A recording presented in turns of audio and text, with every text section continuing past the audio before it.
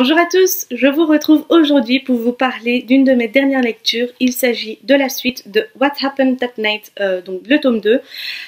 Si vous avez vu ma dernière vidéo, vous pouvez savoir que j'attendais la suite avec impatience parce que j'avais horreur de la façon dont laquelle ça s'était terminé. Si vous n'avez pas vu cette vidéo, je vous la laisse ici dans la barre d'infos, comme ça vous pouvez aller checker un petit peu mon premier avis. Donc c'est un livre qui a été édité aux éditions Hachette Roman, que j'ai reçu grâce à eux avec le site internet NetGalley France. Donc je les remercie de m'avoir permis de découvrir enfin cette suite. Donc c'est un livre qui a été écrit par Dina Cameron, qui est sorti en octobre. Donc en fait voilà, donc ça commence avec la découverte en fait d'un deuxième cadavre. Donc celui-ci, il s'agit du cadavre d'une fille.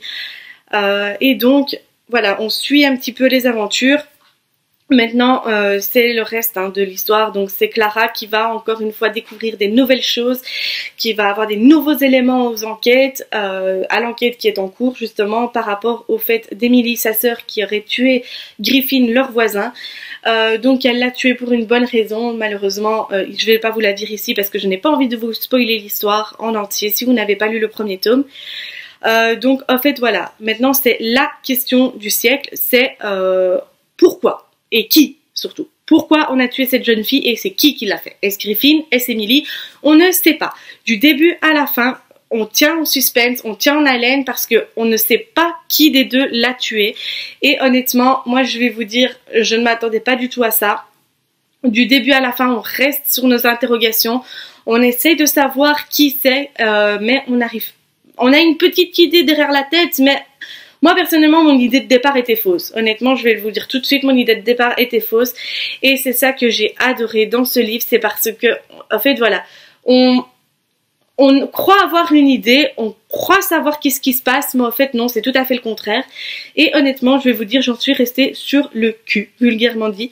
Parce que voilà, Clara dans ce livre va donc apprendre plein de choses. Elle va apprendre encore des choses sur Emily, elle va encore apprendre des choses sur Griffin.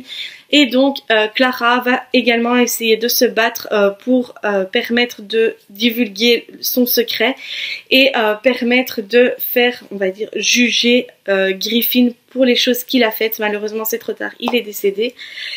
Donc elle va enfin se décider à parler et à raconter son histoire, ce qui s'est passé avec Griffin. Et elle va essayer également de faire parler une autre de ses victimes qui malheureusement elle, je pense, ne voudra pas parler. Donc voilà, maintenant Clara sort avec Colby, donc le meilleur ami de Griffin, et elle va lui avouer la vérité, elle va lui avouer ce qui s'est passé. Et moi, la réaction que Colby a eue m'a un peu déçue et a énormément déçu Clara, qui est normal. Et donc voilà, elle n'a pas eu le soutien qu'elle attendait et je trouve ça très dommage parce que voilà, quand on a un garçon à qui on aimerait bien raconter la vérité, voilà, nous ce qu'on attend c'est quand même qui nous soutiennent et pas qui nous tournent le dos. Et c'est vrai que cette histoire a quand même été j'ai quand même adoré cette histoire, voilà, du début à la fin je l'ai adorée parce que voilà, il y a plein d'interrogations, il y a du suspense, on aimerait bien savoir qui a fait quoi parce que voilà, il y a plein de choses qui se bousculent. Du début à la fin, Clara va faire des alliances auxquelles on ne s'attendait vraiment pas. Et honnêtement, moi c'est un livre qui m'a beaucoup touchée parce que il y a certains passages qui sont quand même assez durs à comprendre. Il y a certains passages qui sont assez durs en émotion. C'est vrai que voilà, il y a certaines choses qui, je pense, dans ce livre pourront aider quand même certaines personnes à qui ça pourra arriver justement ces malheurs. Et vraiment c'est un livre que j'ai adoré, que je recommande. Si vous avez lu le premier tome, j'espère également que vous suivrez avec le deuxième. Donc voilà, ça c'était ma revue donc pour What Happened That Night numéro 2. J'espère qu'elle vous aura plu. N'hésitez pas à me dire dans les commentaires si c'est un livre que vous aussi vous avez lu ou si il vous tente. Et voilà, j'espère que cette revue vous aura plu. Je vous laisse tous les liens également dans la barre d'infos.